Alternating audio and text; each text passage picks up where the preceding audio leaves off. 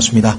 오직 주님만 신뢰하고 주님의 약속을 신뢰하오니 주께서 모든 진리 가운데로 인도해 주시고 저희가 바르게 믿고 바르게 순종하고 바르게 실천해서 좋은 열매로 아버지를 영화롭게 하는 그러한 우리 모두 되도록 도우시고 부족한 자에게 맡기신 사역을 감당할 수 있도록 주님 역사하시고 주관해 주시기를 간구드립니다. 이 시간을 통해서 아버지 홀로 영광 얻으시기를 간구드리옵고 모든 말씀 우리 주 예수 그리스도 이름으로 기도하옵나이다.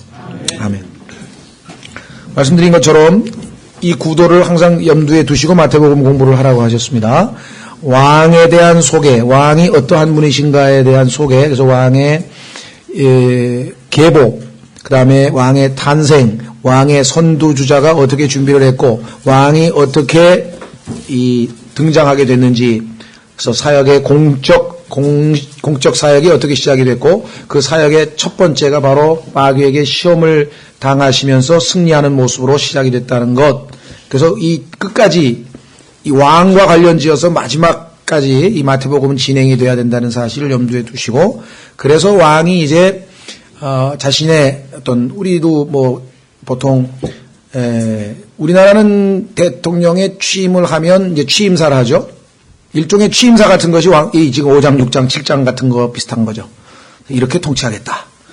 근데 그분이 왕이라고 하는 사실을 입증하려면 구약에 예언되어 있는 메시아가 오게 되면 있게 될 여러 가지 것들을 입증하셔야 돼요.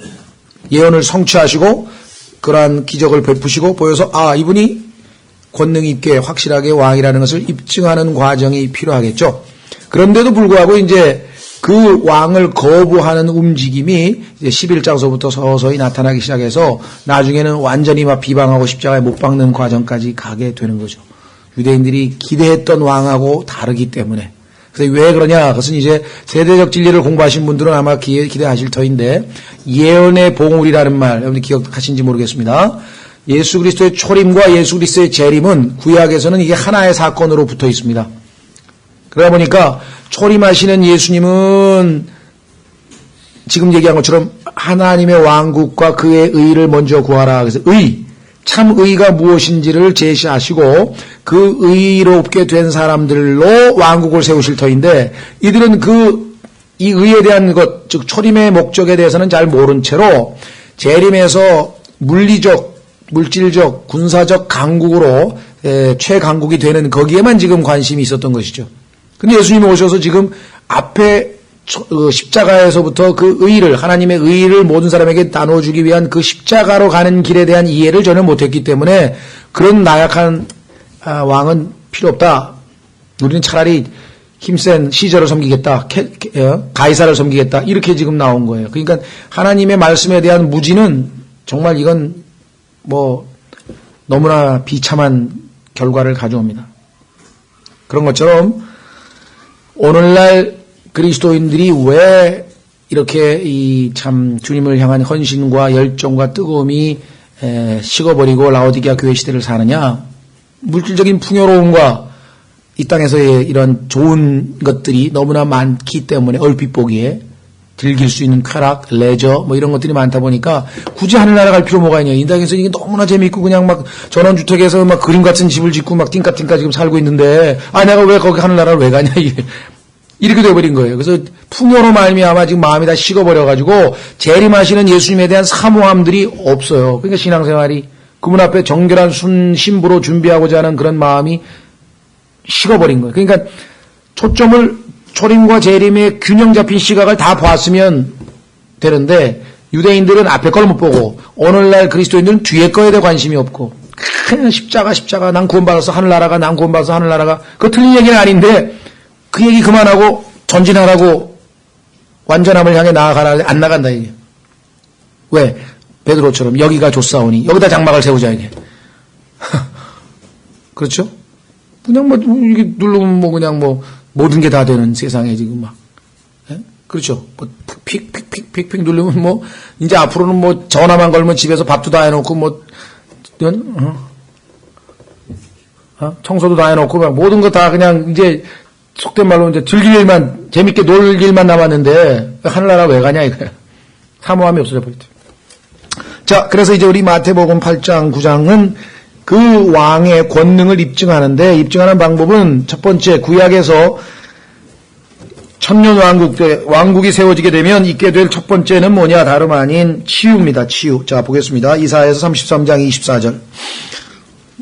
여러 구절 중에서 이사야서 33장 24절에 보시면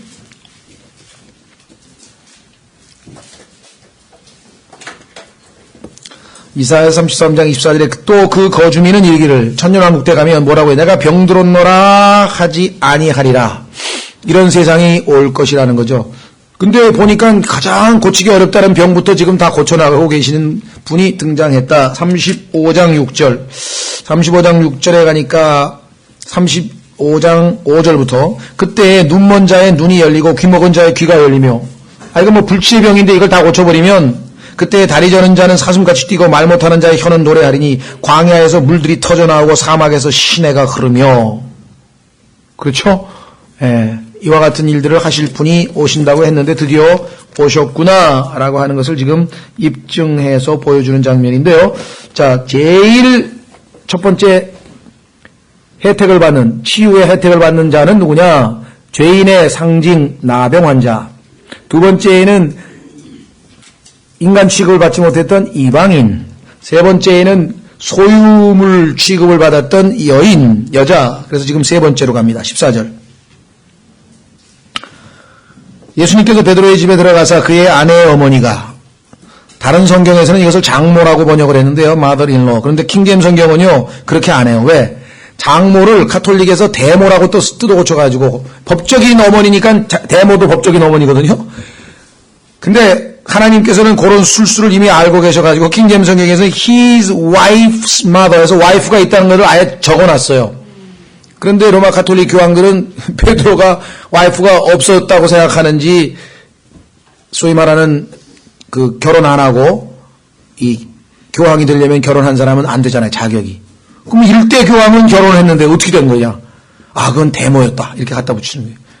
근데 킹제임 성경은 그게 거짓말이라는 것을 입증할 수 있는 구절, 성경이죠. 하나님 말씀에는 믿든지 걸려 넘어가지든지 둘 중에 하나예요. 하나님 말씀에 걸려 넘어지든지 아니면 믿든지 둘 중에 하나지 그 장난을 칠 수가 없어요. 하나님 말씀에는. 그래서 분명하게 하나님께서 벌써 그 의도를 아시고 그의 아내의 어머니가 그럼 아내가 있는 겁니까? 어머님 있죠. 열병으로 알아 누운 것을 보시고 그녀의 손에 손을 대시니 열병이 그녀에게서 떠나고 그녀가 일어나 그들을 섬기더라. 아니 이게 얼마나 완벽한 치료냐면요. 가가지고 열병에서 나으면 그 다음에 어떻게 됩니까? 뭐 미음 먹고 죽 먹고 그냥 한 일주일 누웠다가 그냥 이제 서서 일어나야 되는데 그런 치유가 아니야. 즉시로 일어나가지고 그때부터 어떻게 해요? 역동적으로 예수님 그 일행들 밥 차리는 지금 봉사를 하는 그런 치유를 하시는 얼마나 놀랐겠습니까 사람들이. 아니 그냥 꼼짝 못하고 막 불덩이 같이 막 머리가 끓고 그래가지고 지금 누워있던 사람이 손만 갖다 대니까 벌떡 일어나더니 가서 밥지로 내려가가지고 밥 지어가지고 탁 잡수시라고 차려왔으니 이게 지금 우리가 지금 장면이 머릿속에 그래픽하게 이렇게 돌아가는 사람 그거 정말 엄청난 일들이 벌어지고 있구나 아마 이렇게 생각하실 겁니다. 지금 우리가 그 현장 감각 그 어떤 머릿속에 그 그림을 그릴 수 있다면 정말 이건 엄청난 일이죠. 그렇죠? 그래서 소문이 엄청나게 퍼졌나 봐요. 16절. 저녁이 되매 그들이 마귀 들린 자들을 그분께 데려오거늘 이분은 뭐든지 다 고친다. 이제 이게 벌써 그렇죠? 손만 대니까 나병이 낫고 손만 대니까 열병이 낫고 이 말씀만 하니까 그냥 마비가 다 나버렸으니 이분을 가만둘 리가 없겠죠. 저녁이 되면 그들이 마귀 들린 많은 자들을 그분께 데려오거늘 그분께서 자신의 말씀으로 그 영들을 내쫓으시고 병든 자를 다 고쳐주시니. 자, 마귀 들린 거하고 병든 거하고 서로 다르다는 것 아시겠죠? 그냥 일부 옛날에 누굽니까 요 옆에 이제 신길동 있는 교회하고 또 거기 친한 사람 또 한만년인가 뭐 그 양반도 그냥 무조건 모든 병은 이 마귀 새끼만 잡으면 된대. 저한테 직접 그랬어요. 그 교회 목사가. 모든 병은 마귀로부터 왔기 때문에 마귀 새끼만 잡으면 된다는. 그래가지고 막 축사, 이 마귀만 쫓아내면 된다고 그렇게 얘기를 해서 내가 모든 병이 마귀로부터 온 것은 아니다. 그래서 사도 바울에 대한 얘기도 하고 또 여러 가지 얘기는 안 통하더라고요. 여기도 지금 보면 분명하게 마귀로부터 온 병도 있습니다. 마귀에 들린 경우도 있죠. 자, 더더군다나 최근에 나온 책을 보면 정신병과 마귀 들림과를 구분 못해서 하나는 혼에 대한 얘기고 하나는 영에 대한 얘기거든요. 이 두 가지를 구분 못해서 엄청난 문제를 시키는 거예요. 그러니까 정신병원에 가서 치료받고 약물로 치유받으면 회복될 사람을 기도원에 가서 두들겨 패고 기도해가지고 망치는 거예요, 사람을. 거꾸로 이 사람은 기도해서 영을 쫓아내야 될 사람인데 정신병원에다가 데려다 놓고 가둬놓고 쇠사슬로 묶어놓고 막 별짓을 다 해도 안 고쳐지는 거예요. 왜? 영과 혼을 나누기까지 하며 하나님의 말씀으로 이 사람이 지금 영적인 문제인지 정신병인지 이걸 구분을 해야 되는데 그거를 구분할 수 있는 사람이 없는 거예요. 영과 혼을 나누지를 못하기 때문에. 그렇죠? 그래서 다행히 정신과 의사인 그리스도인이 프랑스의 폴 트루니에라고 하는 사람하고 우리나라에도 이 김진이라고 하는 사람들을 포함해서 그것에 대해 관심 갖는 그리스도인 정신과 의사들이 있습니다. 그분은 알아요. 이 사람은 목사한테 보낼 사람, 이 사람은 자기한테 와야 될 사람, 이걸 알아요. 근데 문제는 목사들이 더 몰라. 무조건 자기한테 와야 된다는 거야. 그래가지고 이 약물 치료해서 고칠 수 있는 우울증 환자를 완전히 다른 더 망가뜨려가지고 막 이 뭐 더 이상 회복 불능으로 만들어버리는 이해가 막 수두룩합니다. 그래서 그거 처음부터 뭐 텔레비전에 나가가지고 무슨 뭐 사람 잡는 무슨 기도원 해가지고 또 방송 내보내고 난리가 나죠. 그 욕먹어 싸요. 그거. 실제니까. 그 사람들이 뭐 왜곡 보도한 거 없어요. 다 그렇게 잘못한 거예요. 무지하기 때문에. 영적인 것에 대한 무지. 분별력이 없잖아요. 그거 보세요. 히브리서 4장. 히브리서 4장은 분명하게 우리에게 영과 혼에 대한 나눔이 있어야 된다고 얘기. 히브리서 4장.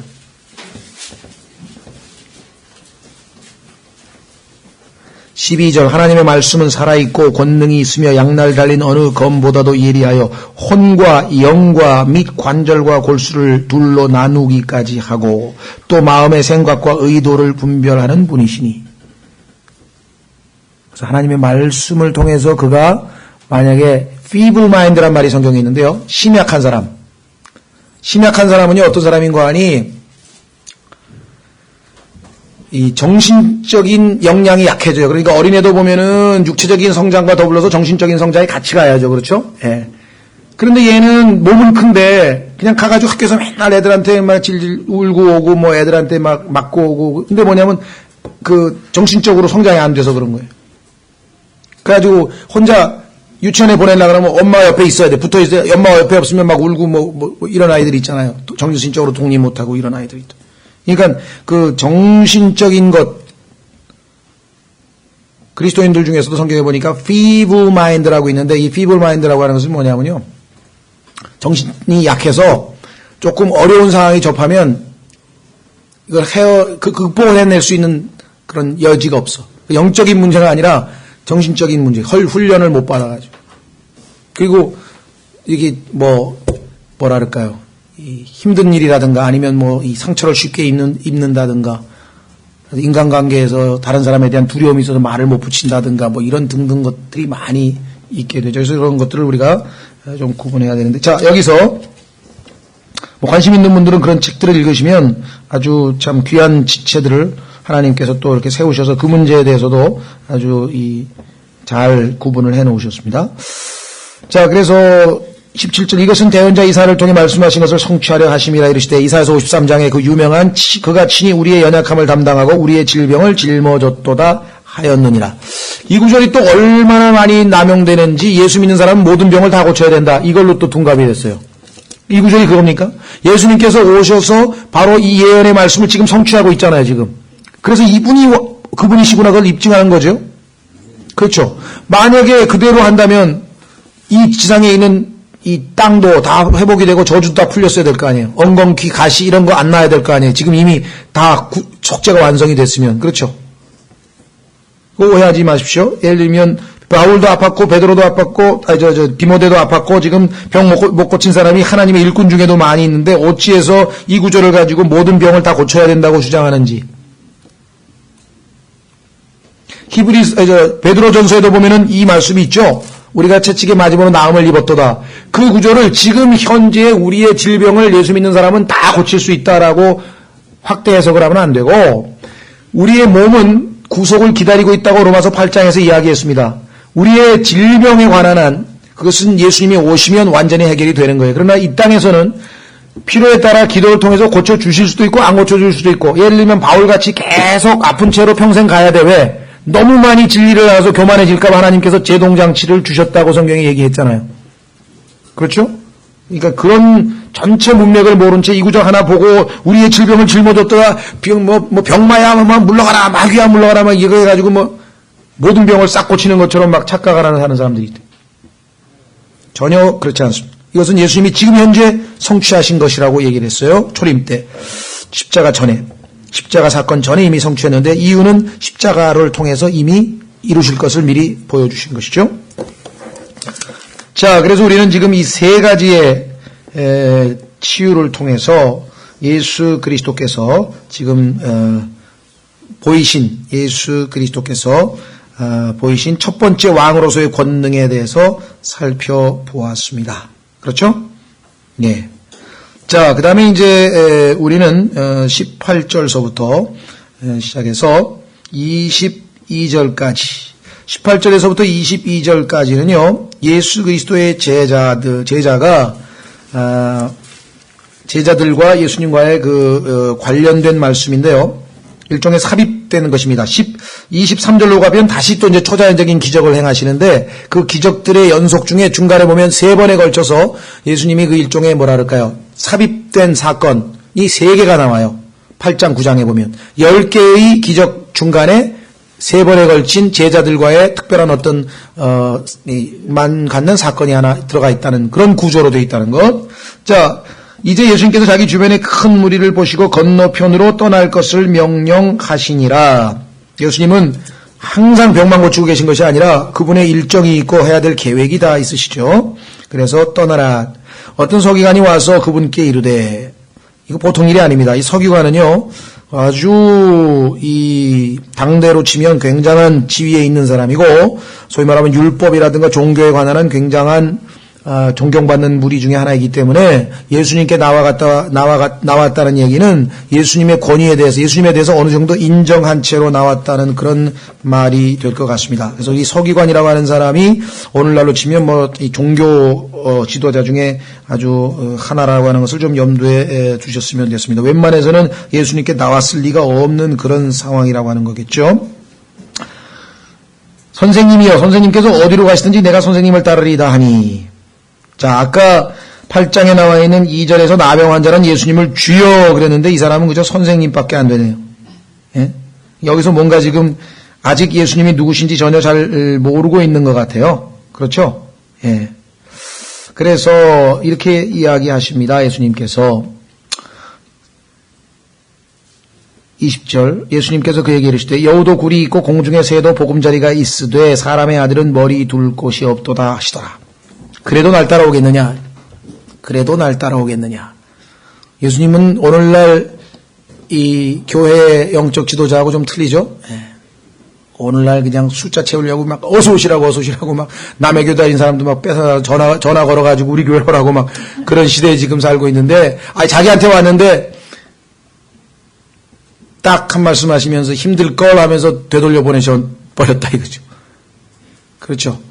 예, 비슷한 이유로 교만해서가 아니라 하나님에 대한 신뢰 때문에 하나님께서 뜻이 계시면 보내실 거라고. 이건 믿음에 의해서 저희 예배당에는 간판을 안 붙이는 겁니다. 간판 보고 사람 올 걸 기대하는 게 아니고, 오히려 안 보이는데 숨겨져 있는데도 악착같이 찾아오면 이건 하나님이 보내신 거 아닙니까? 저는 그런 믿음이 있어요. 그런데도 악착같이 뭘 어떻게 비집고 찾아왔다 그러면 좀 대화할 만하고, 그렇지 않은 사람 길 가다가 오면 시비 걸러 몇 번 만났어요. 그래서 제가 하나님 간판 안 붙이는 게 좋을 것 같습니다. 간판 안 붙여도 이렇게 시비 걸러 오는 사람들이 있는데 무슨 고집이나 이런 것보다도 나름의 좀 그런 게 있는 것 같아요. 그래서 물론 그 붙인 게 잘못됐다는 건 아니지만 앞에 안 붙인 것도 아니잖아요. 예, 붙여놨기 때문에. 그래서 무슨 여기 예배당 있다가 여기 오라 이런 차원은 뭐 굳이 할 필요가 없겠다. 뭐 이게 막 요즘에 전광판 붙여가지고 번쩍번쩍하게 해서 뭐 오라 그러고 막 그 교회 뭐 막 목사님 뭐 어느 대학 미국에서 공부했습니다 막 써붙이고 막 이제 이런 거 하는 거는 아닌 것 같고, 예수님이 와서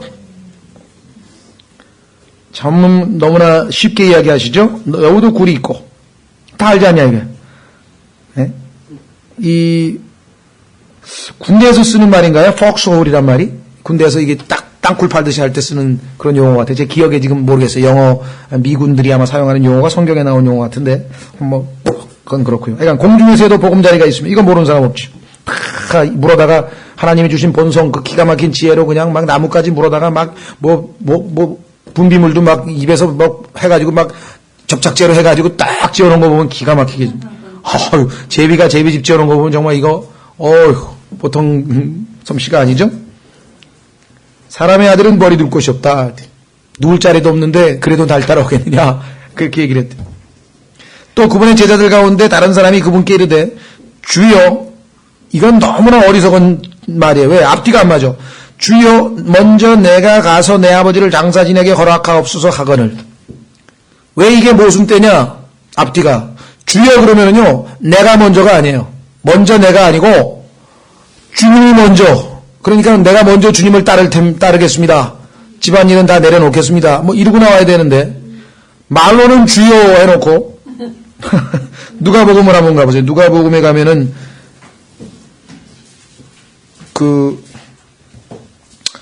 성경 구절을 내가 안 적어놨나? 예. 누가복음 제 기억으로는 4장인지 6장인지에 가면은 너희는 왜 나를 주여 주여 하면서 내가 말하는 대로 안 하느냐. 정말 아주 네, 그렇습니까? 예, 6장 46절. 예. 너희는 나를 불러 주여 주여 하면서도 어찌하여 내가 말하는 것들을 행하지 아니하느냐. 이게 지금 앞뒤가 안 맞는 말을 하고 있지 않냐고요. 주여 하면 주인님이라는데 주인님 내일부터 먼저 하겠습니다. 그럼 그거 어떻게 말이 안 맞지 않냐 이거죠. 그렇죠? 예, 주인님 하면 주인님의 일을 최우선으로 하는 게 종의 일인데 어떻게 넌 말로는 주여 주여 하면서 실제로는 안 하느냐. 여기도 마찬가지. 주여 해놓고 먼저 내가 가서 얘기를 했대. 22절 예수님께서 그에게 이르시되 나를 따르라. 또 죽은 자들이 자기들의 죽은 자를 장사 지내게 하라 하시니라. 너는 우선순위를 잘 모르는구나. 영적인 일부터 먼저 해야지. 그렇죠? 오늘날도 마찬가지예요. 이 복음 전하는 사람들이요, 가난한 사람에게 밥 퍼주는 건 나쁠 게 뭐가 있습니까? 배고픈 사람 밥 퍼주고 그 다음에 가난한 사람 도와주고 그 다음에 양로원 가서 뭐 위로도 해주시고 해드리고 그 다음에 뭐 우리가 고아원 가서 해주는 거 그것 자체를 우리가 나쁘다고 하는 것 아니에요. 우선순위가 잘못됐다는 얘기죠. 그거를 먼저 주고 그 다음에 복음 전하면요, 순수하게 복음을 받아들인 게 아니에요. 이건 신세를 졌으니까 이게 어쩔 수 없다 이게. 신세를 졌기 때문에. 그렇죠? 아니고 영적인 게 먼저예요. 구원을 받고 예수님을 믿으면 그분을 아버지로 모시면 그 다음에 책임자가 아버지가 되시는데 뭘 걱정하냐 이게. 그런데 그 책임의 일부를 내가 그리스도인으로서 아버지의 자녀로서 감당하고 싶으면 도와줄 수도 있는 거지만, 뭐 빵과 복음을 함께, 말은 멋있어요. 빵과 복음을 함께 가지고 갔는데 빵만 먹지 복음 받은 사람을 내가 못 봤어. 그건 성경적인 방식이 아니기 때문에. 그래서 그렇게 투자도 많이 하고 돈도 많이 들어가가지고 그 사람들을 어떻게든지 해보려고 하는데요, 순서를 잘못해. 그래서 복음이 먼저 들어가야 돼. 그 다음에 빵에 대한 문제는 아버지가 책임지시는 것이죠. 왜? 하나님과 그의 왕국을 먼저 구하라. 그리하면 그 모든 것을 더하신다는, 그 다음부터 이제 믿음으로 살아야 되는 거죠. 여기 지금 보시면 너는 지금 나를 따르는 게 먼저고 죽은 자들이 장사 지내게 하라. 그래서 앞에 죽은 자들은 여러분도 아시다시피 영적으로 죽은 사람을 얘기하는 것이고, 뒤에 있는 죽은 자들은 실제로 죽은 사람을 얘기하는 것이죠. 그렇죠? 예. 그래서 아주 유명한 말씀을 남기셨는데, 이 말씀으로 구원받은 사람, 제가 말씀을 여러 번 드렸는데요, 우리말로 번역이 됐는지 잘 모르겠어요. 제가 참 하나님께서 뭔가 좀 하시면 좋은 아주 유익한 책들을 좀 많이 리스트만 작성을 해놨는데, 예, 좀 출판을 했으면 좋겠다 생각하는 책 중에 하나가 어느 의사의 무슨 간증집이에요. 한 의사가 자기 복음 전파하면서 나름대로 간증을 해놓은 건데 거기에 보면 이 얘기가 나오죠. 의사가 굉장히 복음의 열정이 뜨거운 사람이에요. 그래서 구령의 열정이 뜨거워서 많은 사람이 주님 품으로 돌아왔는데 난공불락이 뭐냐면 자기 병원의 장례차 운전수가 아무리 복음을 전해도 안 믿는 거야. 이야, 이렇게 완악한 사람이 있나. 장례식에 가면 항상 부활에 대한 얘기, 죽음에 대한 얘기 그렇게 설교를 많이 들었는데 뭔 마음이 어떻게 됐는지 그 말씀이 전혀 열매를 못 맺. 그래서 이 사람이 고민하고 기도하다가 어느 날도 장례식 마치고 이제 같이 의사니까 그 차 타고 오는 도중에 그냥 자기도 모르게, 이게 이제 성령님의 역사죠. 자기도 모르게 그냥 한마디 툭 뱉었어. 이봐, 성경에 보니까 말이야, 예수님께서 죽은 자들 보고 죽은 자들을 장사 지내고 넌 나를 따르라 그랬는데 혹시 자네 그런 거 성경에서 들어봤어? 근데 보통 때 같으면은 그냥 별 반응을 안 보일 사람이고 에이 뭐 있으면 그런가 보죠 뭐 이런데 그러니까요, 절대 성경에 그런 거 없습니다. 하면서 얼굴이 푸해지면서 그러더래요. 근데 의사가 보니까 무슨 소리 하고 딱 이제 마태복음 뭐 누가복음 둘 중에 하나를 딱 펴서 읽어줬어요. 그랬더니 갑자기 심각하게 되면서 그러면 그 앞에 죽은 자가 전해요? 아, 그러더라는 거예요.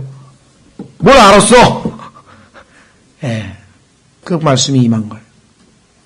그래서 매번 그런 케이스가 되기는 어렵죠. 그러나 기도를 많이 하는 사람은 하나님이 이렇게 역사하시는 것 같아요. 그러니까 복음 전하는 방법 중에 두 가지가 있다 그랬죠. 우리는 전자를 많이 씁니다. 그리고 그렇게 해야 돼요. 성경에도 그렇게 돼 있어요. 물에다가 빵을 던지라. 계속 던져. 전도지 계속 뿌리고. 왜? 누가 어떤 것에 걸려서 이 말씀을 믿고 구원받을지 모르니까. 그렇죠? 예. 그래서 우리에게는 그렇게 성경에 추천이 되어 있고 그렇게 하는 게 맞습니다. 근데 예수님은 그러실 필요가 없어요. 니고데모 만나면 니고데모가 어디 면에서 무엇 때문에 하나님과 걸려있는지 알아. 니고데모는 영적인 것에 대해서 무지해. 참 도덕적인 것밖에 몰라. 그래서 영적인 문제로 해서 거듭남에 대해서. 사마리아 여인은 그냥 물 길러 오는 게 창피해가지고 사람들 없는데 낮 12시에 뜨거운데 몰래 길러다가 먹어. 그래서 물 안 길러오게 하는 방법 없나 그 생각만 하고 앉았어. 그래서 영생수를 주시는 거예요. 그렇죠? 그러니까 예수님은 만나면 단번에 해결하시는 거예요. 예. 예. 총도 사격도 그런다면서요. 사격 솜씨가 좋은 사람은 총 하나 딱 해가지고 정조준에서 딱 맞히면 끝나는데 자신이 없는 산탄총을 쏘는 거지. 그냥 수백 발을 빠바바바 어느 하나 맞으면 맞는 거고. 그런데 그게 이 한약하는 사람도 마찬가지래요. 보통은 잡방이라 그래가지고 이렇게 했는데 이것도 나쁜 거고 그냥 대충 해가지고 여러 개 몸에 좋은 걸로 싹 주면 어느 하나 걸리면 그냥 좋아지는 거야. 그런데 제대로 실력 있는 사람은 진맥을 딱 하고 딱 한 첩 쥐어주는 거야. 약 한 방. 딱 먹고 직방으로 나와야 돼. 고기를 딱 정확하게 진단을 한 거야. 이 정도 실력이 되는 사람이 호방이라 그러는데 이걸 중국에서 호방. 그 예수님은 바로 그런 분이에요. 딱 보면 우리의 영적인 상태를 알기 때문에 딱 한마디 하면 그걸로 직방으로 났는데 이분이 바로 오랫동안 이걸 못 찾은 거예요. 성령님께서 이거를 생각나게 해주신 거예요. 그날. 왜? 기도를 많이 했으니까. 아이고 이 사람 제발 좀 구원받았으면 좋겠는데 아니 지금 장례식에서 지금 부활에 대한 설교를 수십 번을 듣는 사람이 이거 어떻게 이렇게 안 믿어 막 그러고 있는데 이 사람이 걸려있는 게 이거야 그냥. 왜? 맨날 죽는 사람 장례하는 데 갔는데 그 죽는 사람이 누군지를 알아. 그런데 앞에 있는 죽는 사람이 누구야?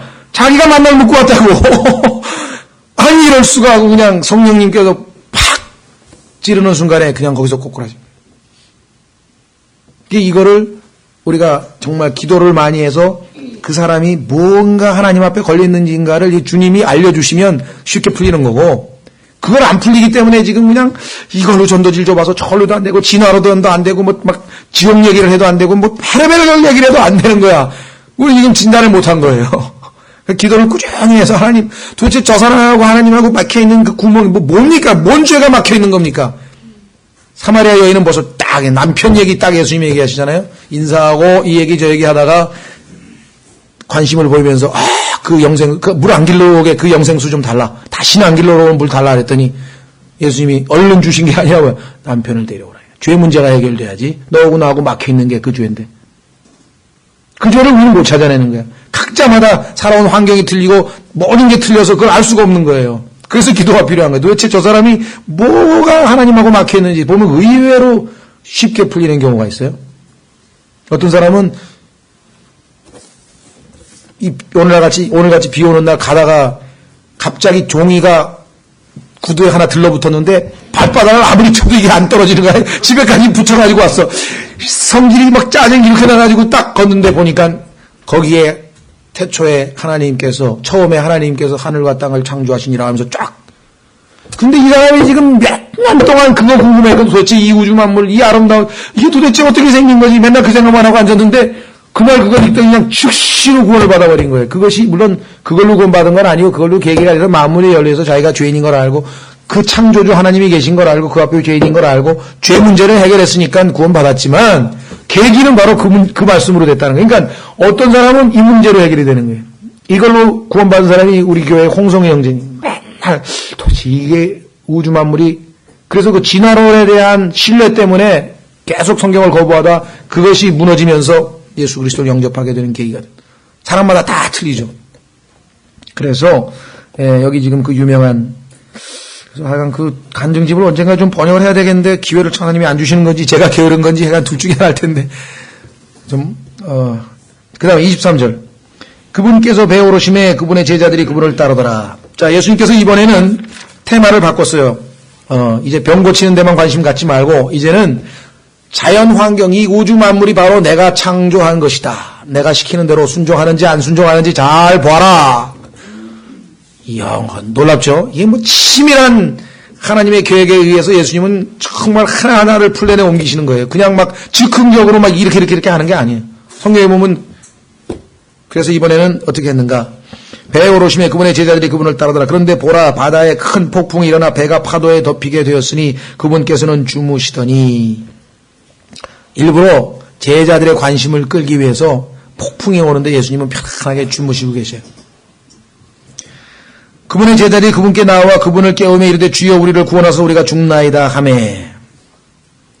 그런데 26절 그분께서 그들에게 이르시되 또 그랬어요. 믿음이 적은 자들아.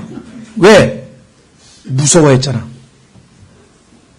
그러니까 첫 번째는 염려. 지난번에 마태복음 6장에서는 너희가 어찌하여 염려하느냐. 염려하는 믿음. 믿음이 적은 자들아. 오늘은 두려워하는 믿음. 너희 믿음이 적은 자들아. 왜 그렇게 꾸짖을 수밖에 없었느냐. 26절은 18절에 근거가 있어요. 18절에 예수님께서 자기 주변의 큰 무리를 보시고 건너편으로 떠날 것을 명령하시니라. 예수님이 말씀하셨으면 건너가는 거지. 중간에 배가 가라앉을까봐? 그분의 말씀대로 되는 거 아니겠습니까? 이건 불신이죠, 벌써. 믿음이 없다는 얘기죠. 그렇죠. 그래서 우리가 죽나이다 하며 그분께서 그들에게 이르시되 어찌하여 무서워하느냐 하시고 곧 일어나서 바람과 바다를 꾸짖으시니. 왜 바람과 바다를 꾸짖으셨을까요? 두 가지입니다. 의인화. 바람과 바다가 예수님이 창조하셨기 때문에 의인화해서 꾸짖으셨다고 볼 수 있고요. 또 하나는 그것도 해석의 일리가 있습니다. 이 바람은 성경에서 보면은 영과 관련이 있죠. 영. 그렇죠? 그래서 사탄이 예수 그리스도가 주무시고 계시는 틈을 타서 예수 그리스도를 이 파도에 휩쓸리게 하려고 하는 술수를 부리는 것으로 해석을 할 수도 있습니다. 그것도 틀린 해석은 아닌 것 같아요. 그래서 바람과 바다를 꾸짖었다는 얘기는 그 뒤에 숨어있는 누구? 인격체 마귀에게 꾸짖으셨다. 이렇게 볼 수 있습니다. 실제로 마태복음 16장에 보면은 예수 그리스도께서 베드로를 향해서 사탄아 물러가라 그랬는데 그럼 베드로가 사탄입니까? 아니죠. 베드로 안에 들어있는 사탄을 예수님은 알고 계셨던 거죠. 이 바람과 파도 뒤에 숨어있는 악한 영들의 존재를 예수님은 알고 계시는 것으로 우리가 보아도 무방할 것 같습니다. 자연에 대한 지배권 또는 그 뒤에서 악한 영들에 대한 통제라고 볼 수도 있고 어쨌거나 이것으로 인해서 이제껏 예수님에 대해서 정확하게 잘 모르고 과소평가했던 제자들은 드디어 입에서 이런 고백이 나옵니다. 27절 그 사람이 놀라며 이르되 이분이 어떤 분이시기에 심지어 바람과 파도도 그분께 순종하는가 하더라. 그뿐입니까? 나중에 보면은 베드로에게 세금 내야 되니까 가서 낚시해서 물고기 입에서 동전 가져오라고 하신 분이 예수님이시고요. 그렇죠? 예. 베드로가 괴로워하고 있을 때, 베드로가 아주 폼 잡고 있을 때 닭을 보내가지고 3번 울게 하신 분도 예수님이시고요. 욥기에 보면은 때를 맞춰 짐승들에게 먹이를 주시는 분도 예수 그리스도시고요. 어마어마한 분이셔요, 어마어마한.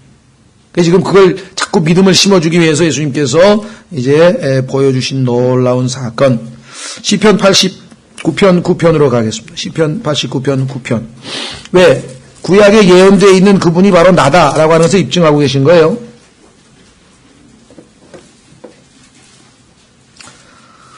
시편 89편 8절. 시편 89편 8절. 오 만군의 하나님이여, 누가 주와 같이 강하신 주시니까? 무엇이 주를 둘러싼 주의 신실하심과 견줄 수 있나이까? 주께서 바다의 맹렬함을 다스리시며 바다의 파도들이 일어날 때 그것들을 잔잔하게 하시나이다. 이분이 구약의 주님이에요. 여호와. 그러면 신약에서 예수님이 이 일을 하시면 그분이 누구시라고? 주님이시라고. 그렇죠? 107편, 시편 107편 23절. 시편 107편 23절.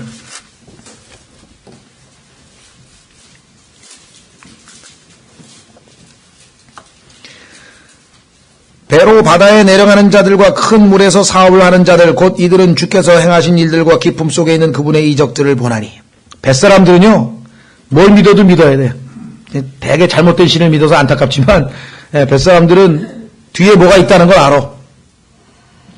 그분께서 명령하사 폭풍을 일으키시며 그것이 자기의 파도들을 높이 일으키셨도다. 그들이 하늘로 솟구쳤다가 다시 깊음들로 내려가나니 고난으로 인하여 그들의 혼이 녹는도다.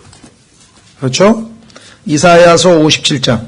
이사야서 57장에 가면은 파도를 일으키시고 잠잠케 하시고 이 모든 일을 주관하시는 분 하나님이시다. 이사야서 57장 20절. 이사야서 57장 20절. 그러나 사악한 자들은 안식하지 못할 때의 요동하는 바다 같아서 그들의 물은 진흙과 오물을 내느니라. 하나님, 내 하나님께서 이르시되 사악한 자에게는 평강이 없다 하시느니라.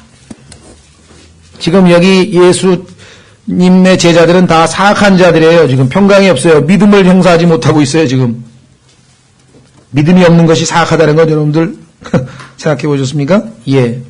자, 그래서 다시 마태복음 8장으로 와서 우리는 이것을 우리 그리스도인들의 삶에 영적으로 얼마든지 적용하겠죠? 왜? 성경에 보니까 바다가 큰 물이 이 세상입니다. 이 세상을 성경에서 계시록에 바다 물이라 그랬죠. 우리가 이 땅에서 살면 폭풍이 있게 마련이고 그때 우리는 그 폭풍을 잦게 하실 수 있는 주님을 신뢰하고 그분께 구해야지, 그렇지 아니하면 두려움으로 이 땅에서 살아갈 수밖에 없는 거죠. 그리고 신앙에서 얼마든지 우리에게 이것을 통해서 영적인 교훈들을 얻어낼 수가 있습니다. 이 세상에서 그 어떠한 일이 발생하더라도 우리는 두려워할 필요가 없다. 모든 것을 주관하시는 분이 바로 하나님이시기 때문에. 자, 그 다음에 이제 28절서부터 또 그분께서 건너편에 있는 게르게스 사람들의 지방으로 들어가시매 마귀 들린 두 사람이 무덤 사이에서 나오다가 그분을 만났는데 그들은 몹시 사나워 아무도 그 길로 지나가지 못하더라. 그런데 보라, 그들이 소리를 지르며 이르되, 마귀들도 예수님을 알고 있습니다. 하나님의 아들 예수님이요. 그러니까 입으로 예수님을 하나님의 아들이라고 믿는다. 그것이 구원이냐? 아니라는 거죠. 그 객관적인 사실을 얘기하는 게 아니에요. 아까도 얘기했지만 그분을 인격적으로 영접해서 그분을 만나는 게 중요한 거죠. 우리가 당신과 무슨 상관이 있나이까? 때가 되기 전에 우리를 괴롭히려고 여기에 오셨나이까? 하더니 마귀가요, 예수님을 알아본 것 정도가 아니라 상당히 많은 지식을 가지고 있습니다. 첫째, 그분이 누구인지 알았어요. 둘째, 그분은 자신들을 괴롭히실 수 있는 분인 줄 알았어요. 세 번째, 때가 되면 오실 분인데 왜 이렇게 일찍 왔냐? 언제 오실 줄도 알고 있어요. 아직 아닌 것 같다 이거지. 벌써 오셨냐? 네 번째, 예수님께 기도까지 했어요. 기도 응답까지 받았어요. 어떻게 기도 응답 받나 보십시오. 이 세상에서 가장 쉽게 기도 응답 받는, 그러니까 기도 응답 받은 게 구원이냐? 천만의 말씀. 기도 응답 받는, 나는 기도 응답 받았기 때문에 구원받았다. 그건 아니에요.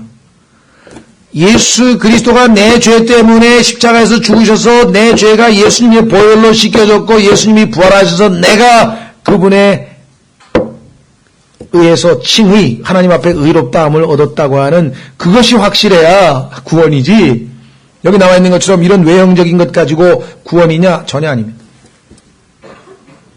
자, 그래서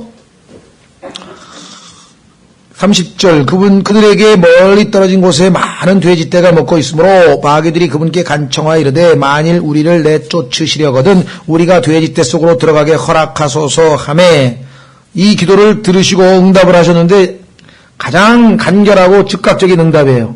Go! 가라! 허락하셨어요. 그분께서 그들에게 가라 하시니 그들이 나와서 돼지떼 속으로 들어가니라. 여러분들, 제일 또 간단한 기도 응답 중에 하나 있죠? 제일 간단한 또 그 기도 응답 뭐가 있습니까? 반대로 된 거. Go 대신에 오라. 누가 예수님이 오라 그랬을까요?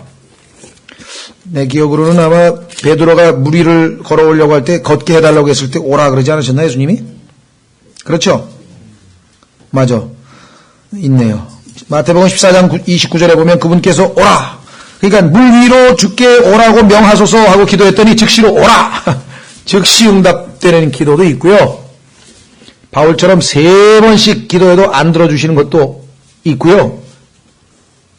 일률적으로 우리가 일반화시키면 안 되겠죠. 케이스 바이 케이스로.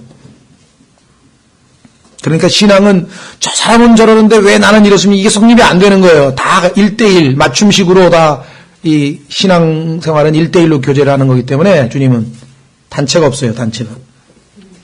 마태복음 다시 8장, 마태복음 8장 32절, 그분께서 그들에게 가라 하시니 그들이 나와서 돼지떼 속으로 들어가니라. 그런데 보라, 온 돼지떼가 경사진 곳을 세차게 내리달아 바다에 빠져 물속에서 죽거늘. 여기 보시면은요, 마귀들이란 용어 때문에 사람들이 또 오해하고 있어요. 왜냐? 마귀가 한 마리인데 왜 여럿이라 그러느냐? 이것은 잘 몰라서 그렇습니다. 이 마귀는 영어로는 devil이에요. devil, D-E-V-I-L, devil 하는데 대문자로 돼 있고 정관사가 붙어서 the devil 하면 그게 사탄을 칭하는, 마귀를 칭하는 겁니다. 그런데 그 밑에 많은 마귀들이 있어요. The devils. 우리나라에 뭐 있죠? Red Devils인가? 뭐 있잖아요. 붉은 악마. 네. Red Devils. 하여간 뭐 있잖아요. 그래서 마귀의 밑에 Devils, 마귀들이 있습니다. 하나님의 아들이 예수 그리스도 대문자, 그렇죠? Son of God. 그런데 우리들이 Sons of God. 하나님의 아들들이 있듯이 마귀 밑에도 마귀들의 아들들에 해당하는 소문자 Devils가 있어요. 그런데 이 사실들을 성경을 통해서 잘 모르기 때문에 마귀는 사탄 하나다 이렇게 생각을 하고 이 Devils를 뭐라고 번역을 했냐면 Demon이라고 해서 귀신이라고 번역을 한 거예요. 귀신. 그런데 귀신이라고 하는 것은 죽은 사람의 혼백이 떠돌아다닌다. 어떻게 떠돌아다니냐 그랬더니 창세기에서 하나님께서 노아에게 120살까지 살라 그랬는데 120살까지 못 살고 60에 죽으면 60년을 떠돌다가 나중에 간다. 뭐 하여간 어떻게 이렇게 추측을 잘하는지 성경에도 없는 얘기를 막 만들어가지고, 귀신이라는 것은 성경적으로 없어요. 사람의 혼은 죽는 즉시로 두 군데로 갑니다. 하늘로 가든 지옥으로 가든 둘 중에 하나로 가지 떠돌아다니는 법이 없어요. 유일하게 딱 한 번 역사상 지하에서 아브라함의 품에서 쉬고 있다가 한 번 하도 귀찮게 해서 야단치러 올라왔던 혼이 하나 있었는데 그게 사무엘의 혼이었어요. 하도 귀찮게 해가지고서는 하니까 올라와가지고 퍼밀리어 스피릿, 점치는 여자한테 야단치고 내려갔는데 왜 내 지금 푹 자고 있는데 쉬고 있는데 나를 괴롭히냐고 하면서 그 이외의 혼은 떠돌아다니는 혼이 없어요. 귀신이 뭐 홀령이 돌아다니는 그건 아니고 그건 악한 영이에요. 악령을 잘못 알아서 그래요. 성경에서 악한 영, evil spirits, 그는 unclean spirit, 더러운 영, 부정한 영이라고 하고 그것을 마귀들이라고도 하는 존재입니다. 그래서 올바로 안 나누면 굉장히 혼동이 되는 거죠. 자, 그래서 마귀들이라고 하는 것이 결코 잘못된 번역이 아니라고 하는 것, 오해 혹시 주변에서 물어보시면 그렇게 답변을 좀 해 주셔야 되겠고요. 이들이 더러운 영, 악한 영이라고 하는 것은 성경을 비교해서 몇 구절만 찾아보면 금방 나와요. 마귀에 대한 해석을 그냥 금방 해석을 하시거든요. 그래서 대문자, 소문자로 이렇게 딱 보여주면 하나님의 아들이신 예수님이 계시고 우리들은 하나님의 아들들, 악한 마귀가 있고 마귀들도 있다는 사실을 성경을 통해서 확인을 시켜주시면 납득할 수가 있겠죠.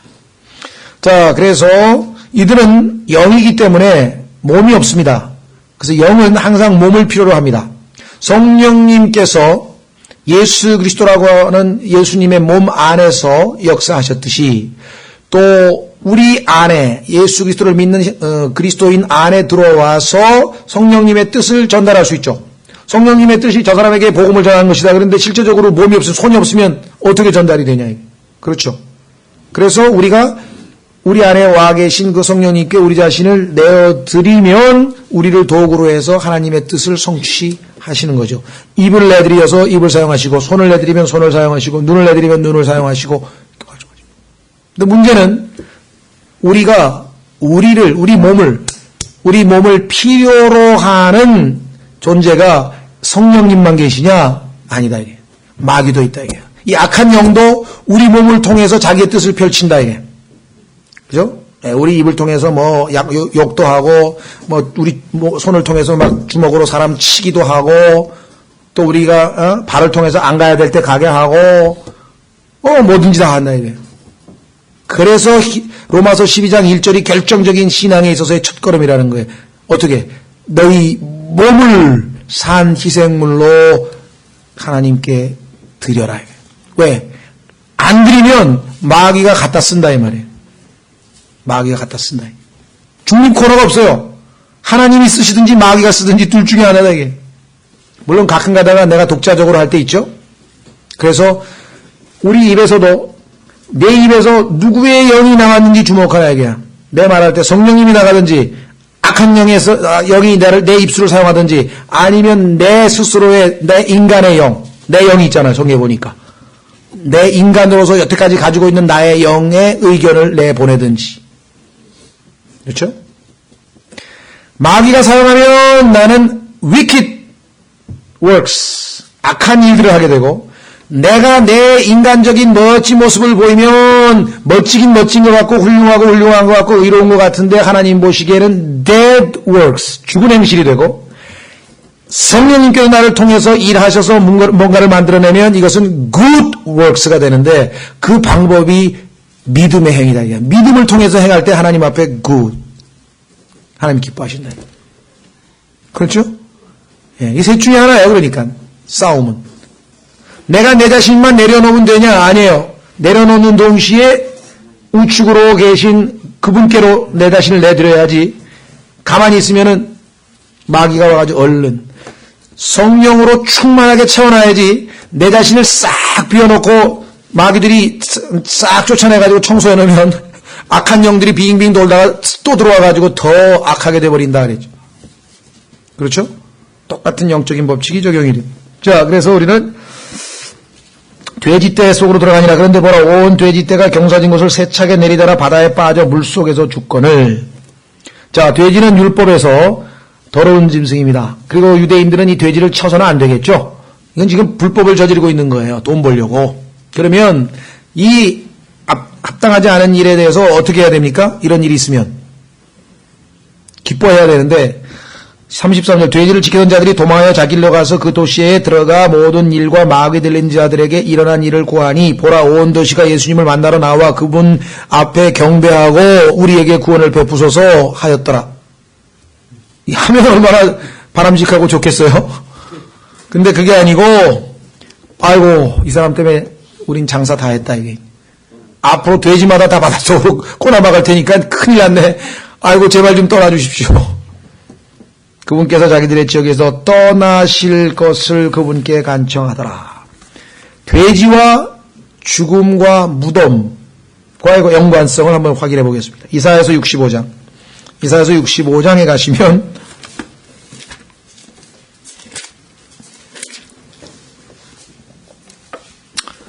돼지는 거짓 여대언자, 성경 신약적인 데피니션 정의는 거짓 여대언자를 나타내는 거죠. 개는 거짓 교사를 나타내는 것으로 나와 있는데요. 일단은 이사야서 60 몇 장이라 그랬죠 제가? 65장. 예, 65장 3절에 보시면 유대인들이 하는 짓이 3절 4절에 나와 있네요. 우선 1절부터 나를 구하지 아니하던 자들이 나를 찾아내었고 나를 찾지 아니하던 자들이 나를 발견하였나니 내가 내 이름으로 불리지 아니하던 한 민족에게 말하기를 나를 보라 하였노라. 이방인들이 구원 얻게 됐습니다. 내가 하루 종일 내 손을 펼쳐서 자기 생각을 따라 선하지 않은 길로 걸어가며 반역하는 백성을 향하게 하였나니 반면에 하나님의 백성은 이렇게 지금 반역을 하고 있어요. 곧 동산에서 희생물을 드리며 벽돌 제단에서 분향하며 내 얼굴 앞에서 계속해서 내 분노를 일으키는 백성이라. 하나님의 진노의 대상이 돼서 드디어 이제 야곱의 환난을 당하죠. 그들은 무덤 사이에 머물며 여기 나왔잖아요. 기념비가 있는데 거하고 이것이 바로 우상숭배죠. 돼지고기를 먹으며 안 먹으려면 돼지를 쳤을 리가 없겠죠. 가증한 것들의 국을 그릇에 담으면서 이르기를 너는 너 스스로 서 있고 내게 가까이 오지 말라 내가 너보다 거룩하니라 하나니 이런 자들은 내 코에 연기요 하루 종일 타오르는 불이로다. 연기, 코 전부 하나님의 진노와 심판에 대한 이야기죠. 그래서 유대인들이 결국은 야곱의 환난에 그 심판을 받고 정결하게 돼서 남은 자들이 주님 품으로 돌아오는 역사를 우리는 향후 잘 알고 있습니다. 그렇죠? 자, 여기서 이제 마무리를 지으면서 8장을 마무리 지으면서 한 가지 우리가 좀 짚고 넘어가려고 하는 게 있는데요. 이 28절서부터 34절까지 보면 마귀가 하는 짓을 보면은요. 일단 사람의 건강을 빼앗았죠. 그 다음에 뭐 제멋대로 행동하는 그런 그 자기 통제도 지금 못하게 하고 있고, 그 다음에 두려움으로 가득 차게 만들고, 그렇죠? 그런 상황에서 예수 그리스도께서 와서 나를 아주 올바르게 제정신으로 돌려놓고 완전히 그로 하여금 정상적인 사람으로 됐습니다. 마귀는 파괴적인 것은 다 할 수 있지만 건설적인 것은 할 수 없어요. 이 사람을 변화시킬 수는 없었다는 것. 예수님만이 이 사람을 다시 제대로 돌아오게 하실 수 있었다. 그래서 이 마가복음 5장에 가면 이 사람이 제정신으로 돌아와 있는 사건이 자세하게 아주 1절부터 21절까지 잘 기록되어 있습니다. 그래서 마가복음 5장과 비교해서 한번 여러분들이 읽어보시면 좋겠고요. 오늘 마무리 지면서 아까 말씀드린 것처럼 자 보십시오. 우선요. 여기 지금 세 사람이 기도를 했는데 우선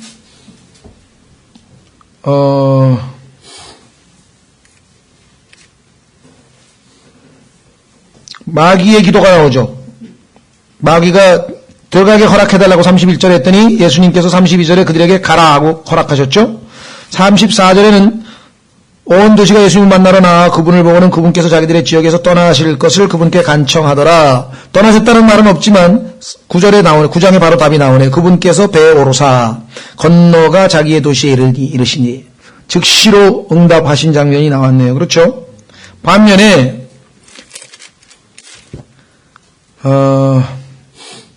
18절에서부터 22절 사이에 아버지를 장사 지내게 허락해달라고 했을 때에는 허락을 안 하셨죠.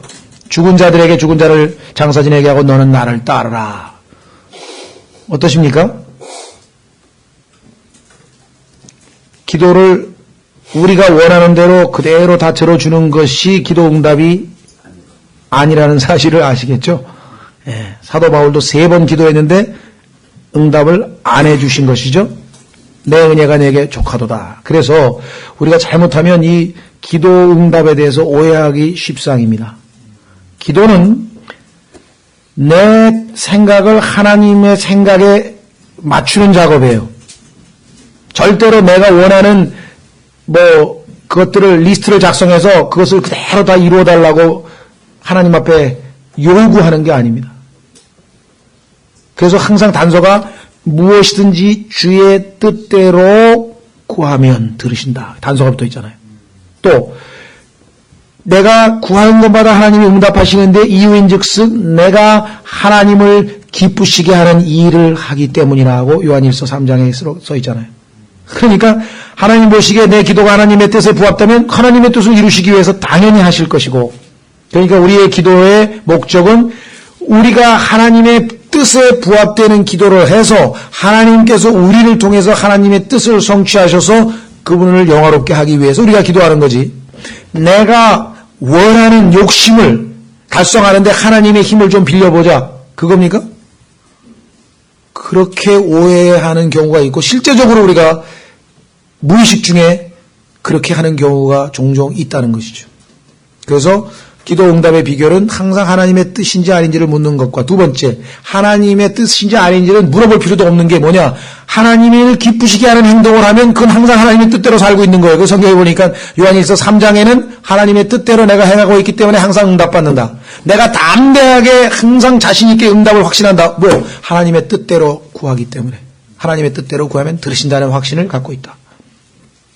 그래서 기도에 관해서 마치고 다음 시간에는 9장에서 예수님께서 마저 몇 번의 기적을 통해서 이제 왕의 권능을 확실하게 입증한 다음에 그 다음에 10장에서 드디어 어떻게 합니까? 왕국이니까, 새로운 왕국이 이제 세워지니까 어떻게 돼요?